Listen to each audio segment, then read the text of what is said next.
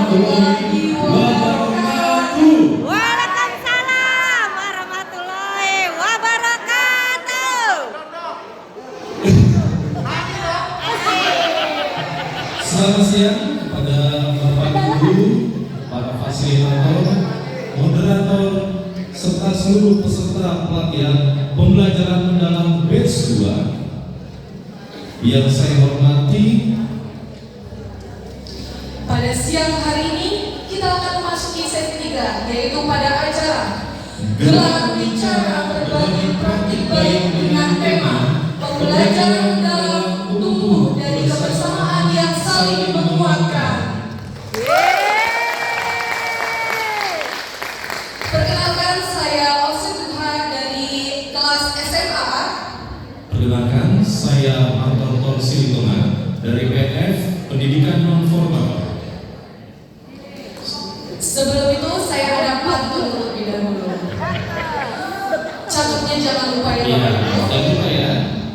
Bunga melati mekar tak beraturan. Cakep. Harumnya wangi terasa menenangkan. Asik. Mari buka sesi dengan penuh berkesadaran agar ilmuwan ini semakin menguatkan. Cakep. Mantap kan puisinya? Mantap. Lanjut. Balas bang. Belum disiapin. Oh iya. Setelah ini kita akan mendengarkan pemaparan dari panelis PF. Semuanya, Kita berikutnya ngapain ini? hari ini tentunya kita akan mendengarkan hasil praktik baik dari yang sudah dipaparkan, yang sudah dipelajari selama 4 bulan kebelakang. Iya, kita nanti akan mendengarkan ya pembicara-pembicara yang akan maju, ada dari SMA dan PNF. Betul sekali Pak. Jadi untuk memandu seluruh rangkaian panel pada sesi ini, mulai dari pemaparan panelis hingga nanti sampai ke tanya jawab, dimohon Bapak Ibu semuanya aktif untuk mendengarkan. Kami serahkan sepenuhnya kepada moderator di sesi 3 ini, kepada Bapak Muhammad Iqbal dari SMA Al-Azhar 1. Kepada Bapak Muhammad Iqbal dipersilahkan. Yang terhormat Bapak Muhammad Rizky MP, kegiatan belajar non kelas pendidikan non formal. Kepada Pak Rizky dipersilakan dan silakan kami mohon untuk menempati tempat yang telah disediakan. Pemateri atau panelis kedua, Ibu Silva Hanifah, SPD, Guru mata pelajaran Sosiologi dari SMA Cendrawasih 1 Jakarta, kelas SMA A. Kepada Ibu Silva dipersilakan, kami mohon untuk menempati tempat yang telah disediakan. Panelis ketiga, Bapak Mikron Sinaga SPD, Guru mata pelajaran Ekonomi berasal dari SMA Negeri 109 SMA B. Pada Pak Mikron Sinaga, kami mohon untuk menempati tempat yang telah disediakan. Bapak Ibu sekalian, para hadirin, gelar bicara pada sesi 3 hari ini, selamat datang kami ucapkan kepada para panelis, Bapak M. Rizky, Ibu Silva, dan Bapak Mikron Sinaga. Bapak Ibu hadirin yang dirahmati Allah, ada beberapa hal yang akan kami sampaikan selaku moderator pada gelar bicara sesi 3 kali ini. Yang pertama adalah waktu pemaparan. Muri berkicau riang, terbang rendah menyapa telaga. Mari gali ilmu sepanjang siang agar wawasan makin terjaga. Saya mohon izin untuk menempati tempat di sisi kanan.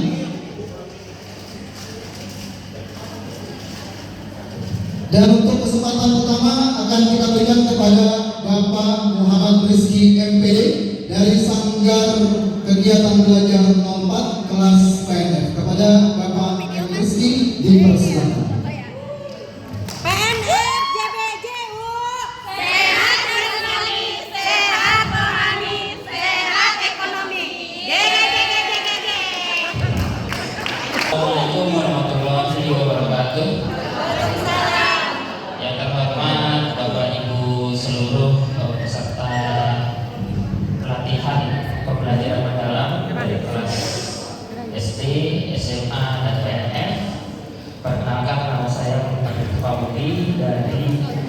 Sanggar Kegiatan Belajar 04 yang sebelumnya disebut dengan PKBM Negeri. Jadi sudah berubah nama akhirnya menjadi SKB. Saya kebetulan mengajar belajar mata pelajaran IPA di paket B dan paket C.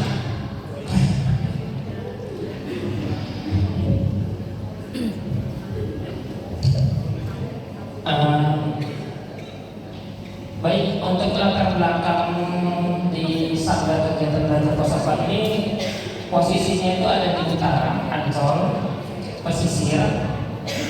Jadi saya mengambil latar belakangnya itu adalah pembelajaran dari abad 21 yang dimana peserta didik kita harus kuat karakter pengetahuannya, kognitif, tetapi juga mengembangkan kompetensi, karakter, kreativitas, dan kolaborasi siswa.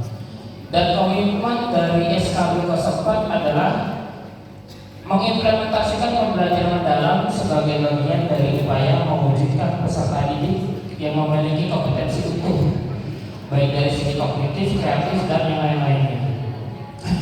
Lalu Pak Guru, di sini pembelajaran mendalam memberi peluang untuk mendidik anak-anak mampu menghadapi tantangan kehidupan dengan keterampilan yang kuat dan karakter yang kokoh. Jadi kalau di SKB itu lulusannya pasti dibekali dengan keterampilan cakapan hidup.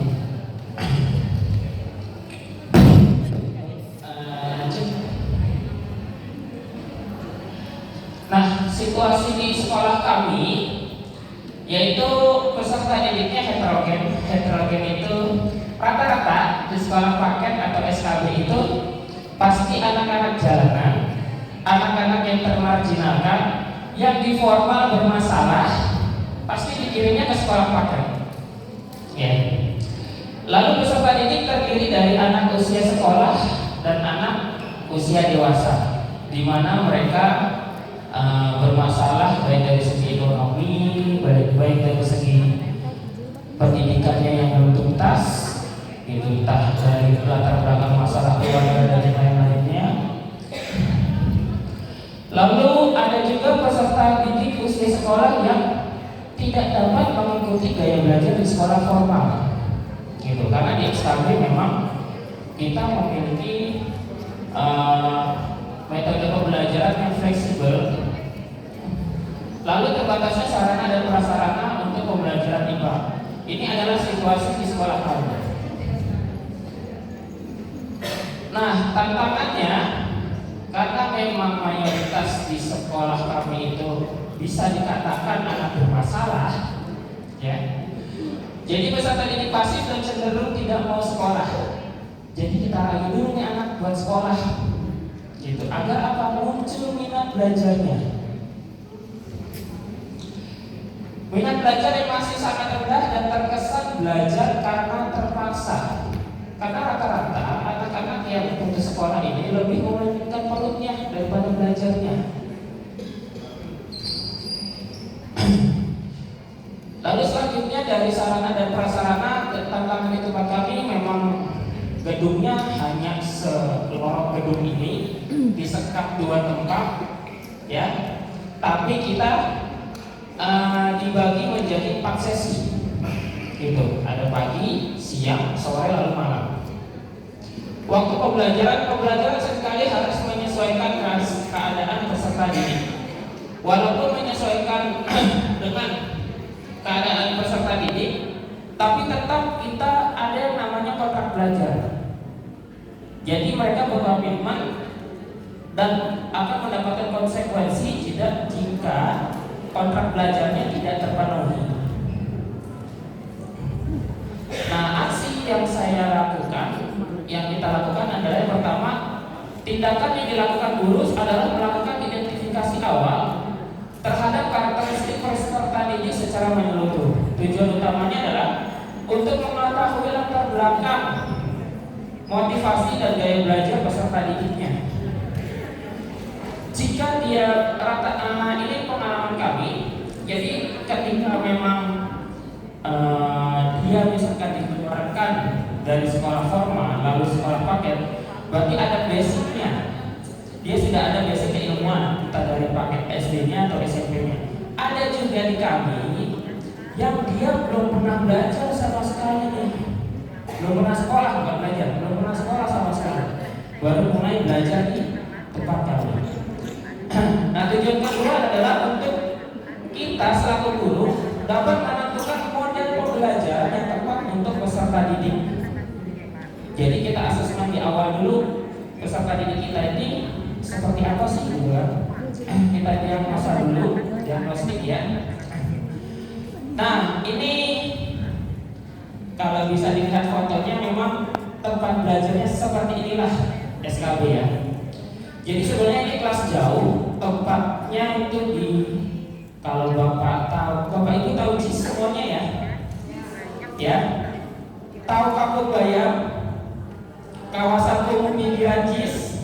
Nah, di situ ada sebuah saung, kita ngajar di sana. Malam-malam anak-anak yang termarginalkan, anak-anak yang memang bermasalah dalam pendidikannya, dan anak-anak yang tidak mau sekolah atau anak tidak sekolah. Nah, proses pembelajaran yang saya berikan adalah sama seperti halnya pembelajaran sebelumnya, yang biasa kita lakukan. Guru memberikan kegiatan pembelajaran tentang gerak benda. Saya kebetulan mengajarnya IPA. Lalu guru dengan peserta didik menyaksikan video. Ini membentuk kelompok dulu, maaf ini lupa dimasukkan. Jadi membentuk kelompok menjadi beberapa kelompok. Lalu guru dengan peserta didik menyaksikan video gerak lurus berat-berat dan gerak lurus berubah berat-berat. Selanjutnya, guru meminta peserta didik untuk mengidentifikasi gerak lurus berat-berat itu seperti apa sih? Gerak lurus berubah berat-berat itu seperti apa sih? Dengan kehidupan sehari-hari. Lalu setelah meminta peserta didiknya untuk mempresentasikan, mengidentifikasi, lalu terakhirnya adalah merefleksi. Nah, hasil dan dampaknya peserta didik lebih antusias dalam belajar karena apa? Yang saya ajarkan adalah kontekstual, dalam artian ini. Simpel saja, ketika peserta didik berangkat dari rumah ke sekolah, itu pasti bergerak, ya, pasti ada jarak, pasti ada waktu. Ada gerak yang lurus, ada lurus berubah berat-berat, ada yang berbelok kanan kiri. Nah, seperti itulah sehingga memberikan pembelajarannya lebih ke kontekstualisasi pada kehidupan sehari-hari. Pemahaman konsep lebih mudah. Hal ini dapat terlihat dari asesmennya. Siswa lebih percaya diri dalam presentasi karena mudah ya, karena sesuai dengan kehidupan sehari-hari. Lalu terbangunnya proses pembelajaran yang aktif dan interaktif. Nah, refleksi saya selaku guru, dulu sebelum belajar PM, saya tuh mindsetnya adalah guru fokus pada hasil, ya. Lalu guru lebih dominan dan cenderung satu arah. Lalu kegiatan bersifat teoritis, ya udah formalitas aja ngajar gitu kan. Lalu penilaian berfokus pada ranah kognitif saja, tidak dengan hal-hal yang lain. Lalu setelah saya mengikuti pelatihan PM ini selama 4 bulan, berubahlah mindset saya, yaitu guru fokus pada proses dan pemahaman bermakna. Jadi tidak sekedar hasil, prosesnya dan pemahamannya pun cukup yang sederhana saja sesuai dengan kehidupan sehari-hari. Guru sebagai fasilitator dan pembimbing, pembelajaran lebih kontekstual dan kolaboratif, ya. Penilaian otentik dan menyeluruh. Maka dari itu perbaikan yang terjadi pada diri saya itu meningkatkan kompetensi pendidik sesuai kebutuhan refleksinya. Jadi ketika saya mau merefleksi apapun itu gitu kan, berdasarkan lihat kondisi peserta didik. Nah, disitulah saya punya trik-trik cara-cara yang lainnya, ya, baik bisa menggunakan dengan aplikasi, digitalisasi dan yang lain-lainnya. Menyusun rencana strategis untuk peningkatan keberlanjutan budaya pembelajaran mendalam. Kesimpulannya dari selama 4 bulan ini saya belajar. Setelah mengenal pembelajaran mendalam, saya menyadari bahwa tugas guru bukan sekadar membuat siswa tahu, tetapi menuntut mereka untuk memahami, berpikir kritis, dan menemukan makna dari setiap proses pembelajaran. Mungkin itu saja dari pemaparan dari saya. Kurang lebihnya mohon maaf apabila ada salah kata dan saya billahi fisabilillah fastabiqul khairat. Wassalamualaikum warahmatullahi wabarakatuh. Saya persilakan, mohon dibantu untuk diberikan mikrofon. Sebutkan nama, asal kelas, dan asal sekolah. Bismillahirrahmanirrahim. Assalamualaikum warahmatullahi wabarakatuh. Saya dari SMA A ingin bertanya kepada Bapak, mohon maaf yang dari PNF, saya lupa tadi namanya. Iya, saya mau bertanya dengan Pak Rizky. Dengan penjelasan Pak Rizky tadi, saya seperti tertarik dalam pikiran saya untuk yang non formal itu kan tadi Pak Rizky jelaskan bahwa kebanyakan adalah dari anak-anak yang termarginalkan, gitu ya. Nah, kalau saya itu mungkin pikiran saya saja ya, kalau anak-anak yang termarginalkan itu biasanya kan memiliki motivasi yang rendah. Nah, yang ingin saya tanyakan, bagaimana caranya meningkatkan motivasi bagi anak didik atau murid yang memiliki motivasi rendah di sekolah Bapak. Terima kasih. Wassalamualaikum warahmatullahi wabarakatuh. Wakil dari SMA. Oke. Tadi Ibu ingin bertanya pada Bapak Rizky dari kelas PNF. Dan untuk di pendidikan formal banyak sekali orang-orang atau murid yang termarginalkan dan biasanya tegak lurus ya dengan motivasi belajar yang rendah gitu ya. Pertanyaannya adalah bagaimana Bapak Muhammad Rizky untuk lebih memotivasi dari murid-muridnya. Pada Pak Rizky dipersilakan untuk menjawab pertanyaan tersebut. Baik, izin menjawab dari pertanyaan dari Ibu Darwati ya, dari SMA B, SMA A. Ya, memang di SKB atau pendidikan non formal ataupun PKBM memang ini anak-anak yang termarginalkan ya. Pasti memang motivasi belajarnya sangat rendah. Jangankan motivasi belajar, untuk sekolah aja seperti berat gitu kan, karena yang diutamakan adalah perut dulu dibanding sekolah dulu gitu. Nah, di kami ada pendekatan persuasif Ibu gitu. Jadi pendekatan kami adalah pendekatan personal dulu terhadap anaknya, berupa ketika memang dia minat belajarnya ada walaupun kecil, kita ikuti gaya belajarnya seperti apa inginnya, situasinya modelnya seperti apa. Makanya di pembelajaran non formal itu sesuai dengan Permendikbud 16 tahun 2022, di situ ada 3 model, 3 metode. Ada tatap muka, tutorial, dan mandiri. Ketika di tatap muka, kita memberikan pembelajaran seperti hal biasa. Ketika tutorial kita memberikan hal-hal, menjelaskan hal-hal yang sulit. Lalu ketika mandiri, kita mengontrol si anak tersebut biar terkesan belajar itu tidak tidak memberatkan menurut dia. Lalu langkah pendekatan selanjutnya, kita pastikan si anak tersebut dapat KJP Bu, ya, dan keluarganya pun dapat PKH. Pelayanannya pun lebih ke langsung ke keluarganya. Artinya dia tinggal fokus ke belajarnya. Maka ketika masalah keluarganya selesai, latar belakangnya ini biasanya sih latar belakangnya memang keluarga ya, ekonomi rata-rata gitu, terselesaikan, maka si minat belajarnya itu mulai tumbuh karena tidak memikirkan lagi keluarganya, tidak memikirkan lagi ekonominya gitu. Itu berdasarkan pengalaman kami. Ketika memang kita di posisi ya pikiran kolong tol itu anak-anak tidak sekolah itu banyak sekali gitu.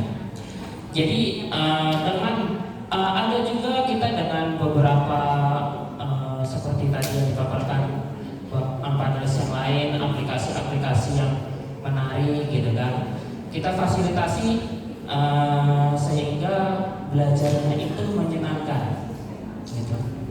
Selanjutnya yang utama adalah sadar dulu anaknya mau belajar nggak gitu. Walaupun anak tersebut kita fasilitasi selengkap apapun, jika minat belajar belum tumbuh ya, belum tumbuh, jadi akan sulit juga gitu kan. Makanya kita kembalikan, kita berusaha untuk memunculkan minat belajarnya dengan model yang seperti itu berdasarkan pengalaman saya pribadi. Mungkin itu ya Ibu ya, itu saja. Terima kasih. Bunga menemukan rantai warna keemasan. Belajar mendalam bukan soal lama, tapi memahami inti pengetahuan. Dari saya, assalamualaikum warahmatullahi wabarakatuh. Waalaikumsalam warahmatullahi wabarakatuh.